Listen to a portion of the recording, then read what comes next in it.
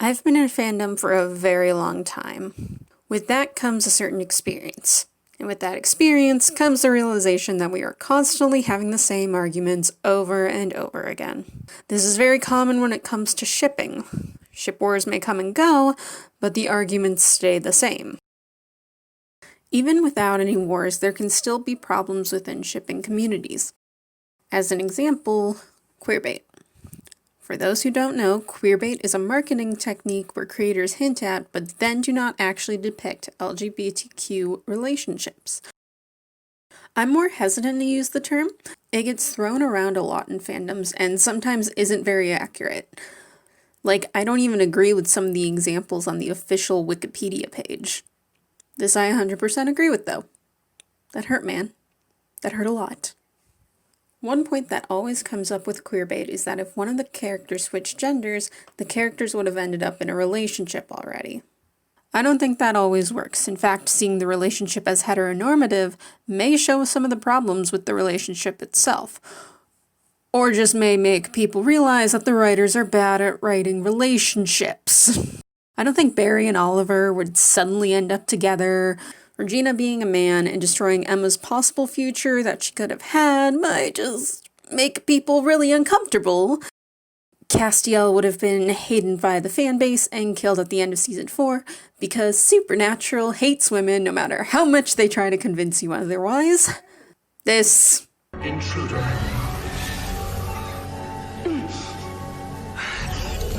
Did you reprogram fortress defenses to attack me? Yes.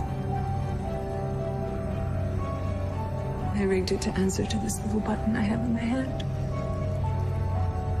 Are you gonna try to kill me? not good. And Styles and Derek. By the way, one more thing. Yeah. The less I say, the better. There are times, however, where the gender flip would work. First of all, everything in Free. I don't know what's going on there, but it should definitely be romance. This moment in Green Arrow and the Canaries backdoor pilot where Laurel goes to Dinah's bar is in a lot of movies where a man walks in a place where his ex is singing and they will get together at the end. It's not too much of a stretch to think that will happen given that it uses the same visual language. Buck and Eddie. They are basically raising a kid together already and just need the final step. Finn and Poe would have gotten together instead of disappointing everyone in the audience, and if Supernatural didn't hate women, Dean and Castiel would have gotten together. Although, in retrospect, sometimes writers are just really bad at realizing a perfectly good romance right in front of them and won't put them together no matter what. While we can speculate for years and years about whether this theory is true, there's no actual way to prove it. We can't go back in time and make creators have one of the characters be the opposite gender. The most we can do is make parallel gift sets between our ships and the official couples of the series. I honestly don't think that writers put that much effort into their thought process for couples unless it's a super artsy show. They really are just trying to get through all the episodes and create the best product that they can. So again, there's no real way to figure out if a gender flip would allow for certain ships to become canon.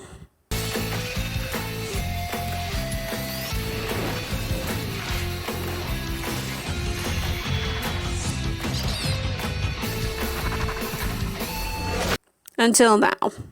For those that don't know, Legends of Tomorrow is a CW DC Comics sci-fi/fantasy show about what happens when you give a bunch of chaotic superheroes a time ship.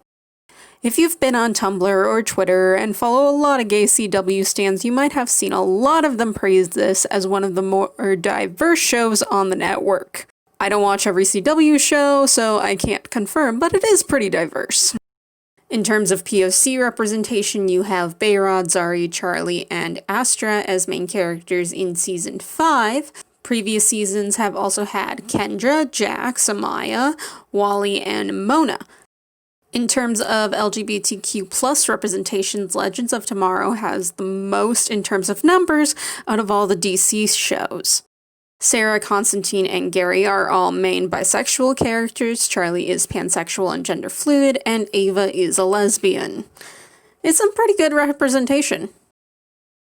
Okay, am I the only one who noticed a lack of overlap? Although I think they've done a pretty good job with LGBT representation, there are still some heterosexual problems with this show. There's this thing they do where they've basically written gay characters but keep trying to force them to be straight. Comments like this. How cool is that? Do you have a man crush? No. It's okay. Quit it. You should tell him. Shut up. Moments like this. I like what you've done with your hair. Oh, really? I hate it. Can make it feel like they're going to set up something queer, but then cause disappointment when it turns out it's not. They literally have Zari complain about men for her whole introductory season, wear soft butch outfits, and never respond to this question. You're straight. And expect the gays to not assume she's one of us. The worst case of heteronormativity are the romantic subplots. So many of them just feel like they picked two random characters and threw them together and gave them the traditional romantic beats and hoped we would enjoy it, which is a problem in most television. Aside from the writing, not a lot of the actors have that kind of chemistry. Weirdly enough, Constantine and Sarah end up forming this really good friendship that works really well and is enjoyable to watch. But in their initial episode, they hug up, which came as a surprise to a lot of people. Their chemistry just didn't lead people to think that it would end up going that way. Yes, I know chemistry is subjective, but you clicked on this video to listen to me say things and I'm saying them. This is really upsetting given that some of the actors do have chemistry that can lend itself well to a romance. Jonah and Rip, which all of you have forgotten about, lent itself that way. And I think Zari and Nate easily works as both a friendship and a romance. But you know who had really great chemistry that I think really would have worked well as a romance? Charlie and Zari. I swear I did not sit down and write a whole 8-page essay just to support my ship. I would not have made this essay about Cold Wave, Time Hex, Atom Wave, Zelen, Zeva, or Zastra. In case you couldn't tell, I really wish Zari had been a lesbian. Zari was first introduced in Season 3, and within 5 minutes she became one of my favorite characters in the whole Arrowverse. She comes from the year 2042. She's pursued because metahumans and religion are illegal, and she is both Muslim and meta. Argus ends up killing her family, including her younger brother Behrad, and after some convincing she ends up joining the Legends. Her time with them is mostly spent trying to figure out a way to save her family. During her time on the Wave Rider, she starts to form a bond with Amaya, because they are both totem bearers. As you might expect, there was some shipping between the two. Maisie and Tala have really great chemistry, and a lot of fans picked up on it. Their opposite personalities, their fates tied together, the fact that they can't not give each other heart eyes. I swear anytime they interact, it sounds like Amaya is flirting and can't turn off those heart eyes. Most Amaya shippers had pretty low hopes for these two though, given that Amaya had already been a love interest for Nate and they were paired off by midway through Season 3 again. Their romance is fine, it's not awful, it's one of the better ones, but I never really got that attached. At the end of Season 3, Amaya leaves and we go into Season 4 to the character of Charlie. Charlie is a shapeshifter. That's a lie, she's actually one of the 3 fates, but that's a Season 5 problem. Charlie gets tracked down by the Legends since she was one of the fugitives who escaped from hell and are currently messing up the time stream. As they're about to send her back, Charlie transforms into Amaya and guilt trips them all into keeping her out of hell. Constantine then decides to take away Charlie's shapeshifting and she's stuck looking like Amaya. She then basically becomes their prisoner before becoming an official part of the team. Zari and Charlie don't get along right away. Zari finds it disturbing that Charlie looks like Amaya, and Charlie really just wants off the ship. Being left to guard Charlie on her first day was not fun for Zari. After officially being allowed to become a legend, Charlie and Zari would keep having problems with one another. It never got to the point of derailing a mission, but they were quick to trade back and forths and annoy each other. This would continue into the episodes Hell No Dolly and Legends of Meow Meow. The end of that mini arc shows Zari and Charlie getting along a little bit better and actually understanding one another. They still have a bit of the same back and forth, and Zari will still roll her eyes at some of the things Charlie says, but it's less malicious. Now, as expected, there was some immediate shipping between Charlie and Zari. Because you can change the character, but you can't get rid of the chemistry. Some shipped the two once Charlie was announced as a character because, again, chemistry. Then Zari met Charlie, and there was a lot of face-and-face action. Also a lot of staring. And a lot of bickering old married couple vibes. And asking questions. You're straight. Winking. Calling each other hot. Because Amaya is very hot. That one hits both ships. A lot of people were into it. Especially the getting into each other's faces. It got to kissing distance! There were also some parallels you could draw to Ava and Sarah's development. The not liking each other at first, the bonding, the fighting, the calling each other hot, the kissing distance! For most relationships in a CW show, there is a moment. The moment where you can tell that two characters are gonna get together. Supergirl had a couple. First with James. Thank you. Yeah. Very much. Of course. Layouts. I almost forgot them. Hi.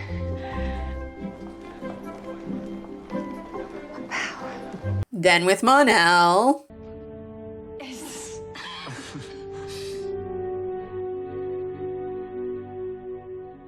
I'm in your hands, Kara. Then with William.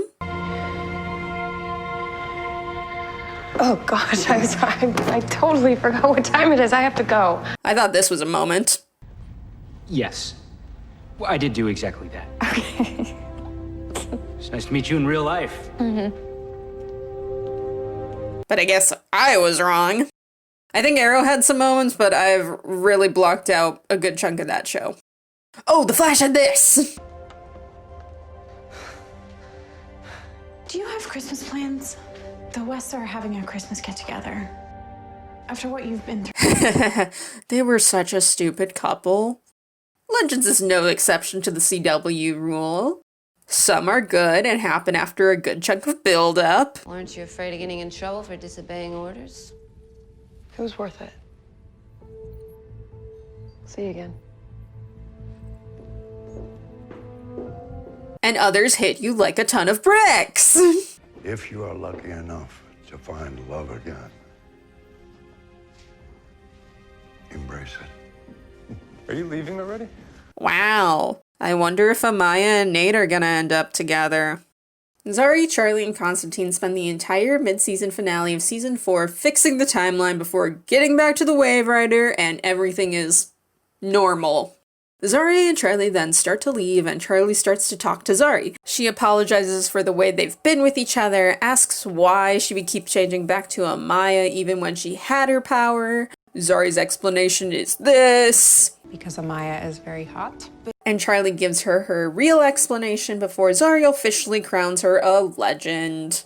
Then this happens. So you think I'm hot then? For a lot of people, that was the moment. The parallels, the bickering, the bonding, the faces, it was all leading to this. The confirmation that Zari and Charlie were gonna get together.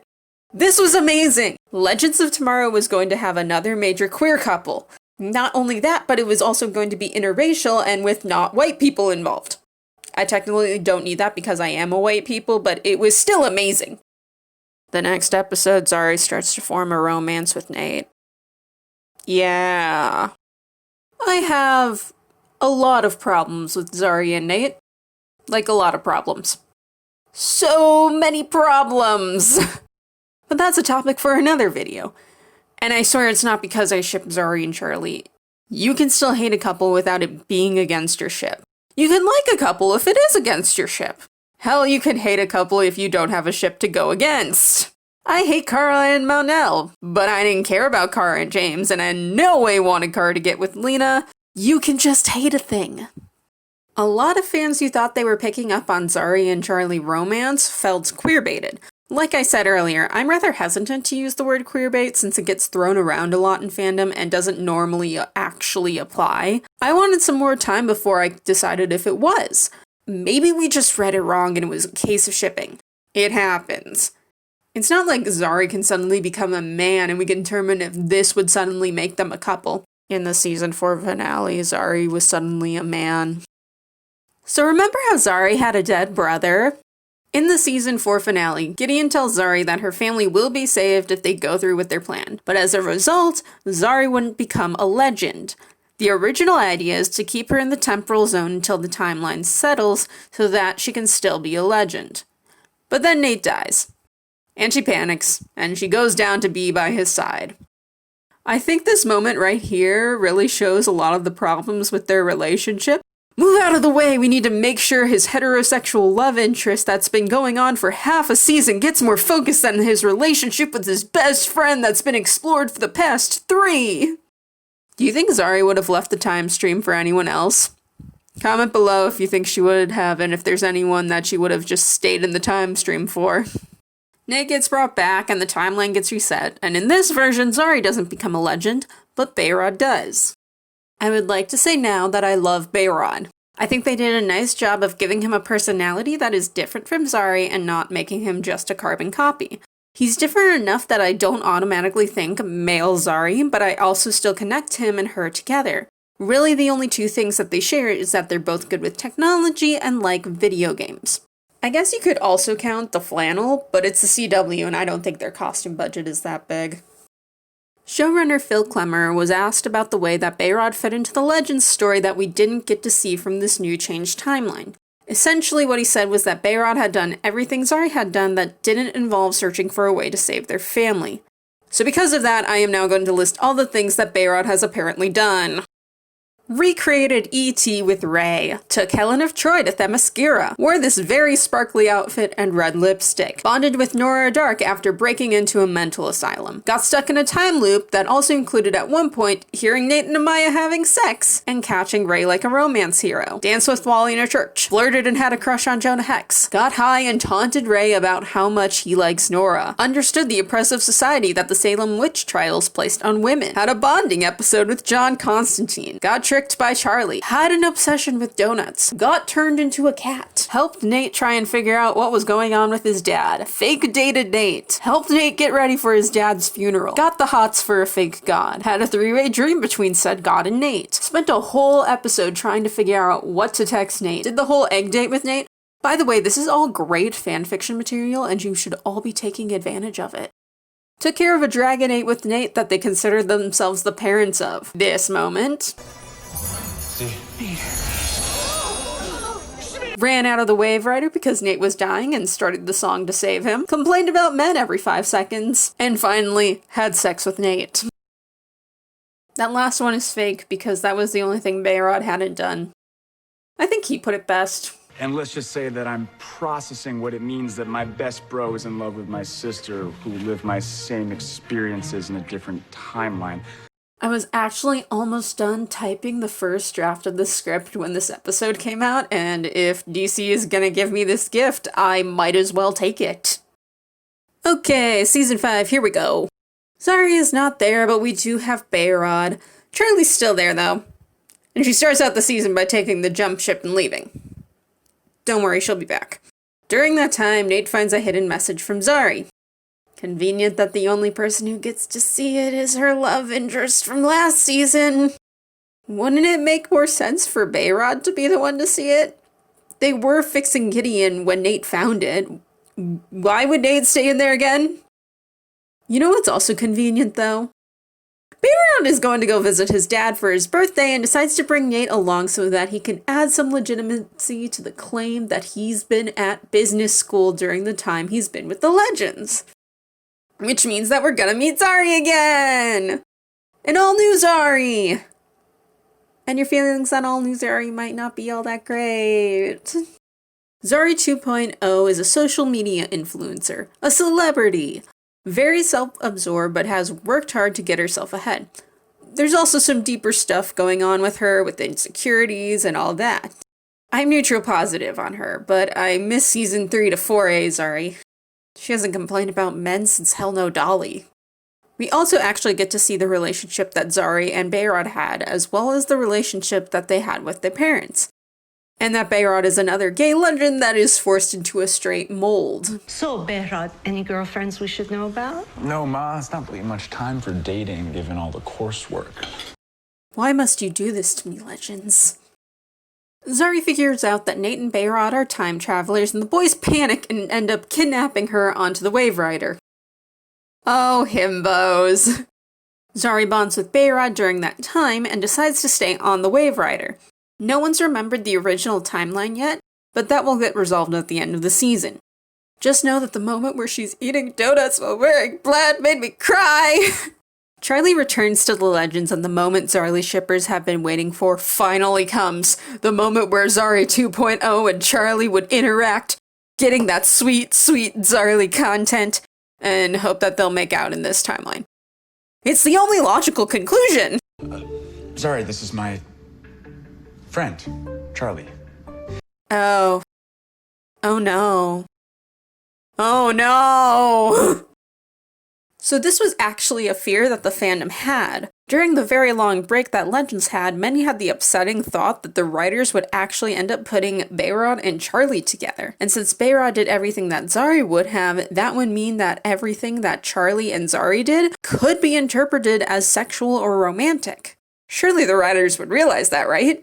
They wouldn't do that thing that had this very obvious interpretation, right? Right? There's only one explanation. B and Charlie went to Pound Town. Ew, gross. Wait, what? Moan Zone? Smash City? Ava. They had sex?